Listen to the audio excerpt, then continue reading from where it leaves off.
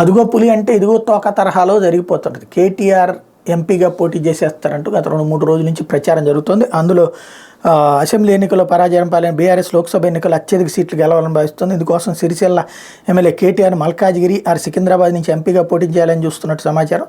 ఈ అంశం మీద చర్చించినప్పుడు కేటీఆర్ ఆసక్తి చూపెట్టలేదు, అలా అని వ్యతిరేకించడం లేదు. కేసీఆర్ తుది నిర్ణయం అని పార్టీ వర్గాలు అంటున్నాయి. కేసీఆర్ కూడా మెదక్ ఎంపీగా పోటీ చేస్తారని అసెంబ్లీ తర్వాత అది జరిగితే అంతకంటే ఆత్మహత్య సదృశ్యం లేదు.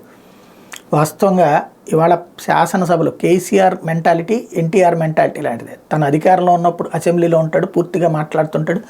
అధికారం దిగిపోయిన తర్వాతన బాయ్కాట్లు చేసి కూర్చుంటాడు. ఈ మధ్యకాలంలో చంద్రబాబు నాయుడు కూడా అంతే కదా, బాయ్కాట్లు చేసి కూర్చున్నారు కదా.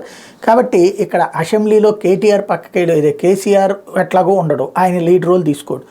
కేటీఆర్ ఆ లీడ్ రోల్ తీసుకుని చక్కగా నడిపించారు. అటు పక్కన హరీష్ రావు, కేటీఆర్, జగదీష్ రెడ్డి వీళ్ళందరూ లీడ్ తీసుకోవడం వల్ల మొన్న ఒక రకంగా చెప్పాలంటే కాంగ్రెస్ మీద డామినేట్ చేయగలిగింది. అలాంటి దాన్ని వదిలేసేసి పార్లమెంట్ ఎన్నికలకు వెళ్ళి ఏం సాధించాలి? తెలంగాణకి సంబంధించి టీఆర్ఎస్కి పార్లమెంట్లో సీట్లు సాధించుకోవాలి, గెలుచుకోవాలి. అది సరైనటువంటి క్యాండిడేట్లు పెట్టుకోవాలి. కానీ మళ్ళీ ఇప్పుడు ఎమ్మెల్యేలు వదులుకుని ఎంపీలు ఏం సాధిస్తారు? కాబట్టి నాకున్న అవగాహన మేరకు అయితే ఇదంతా ఉత్తుత్తి ప్రచారం, ఊహాజనిత ప్రచారం తప్పించి వాస్తవం కాదనుకుంటున్నాను.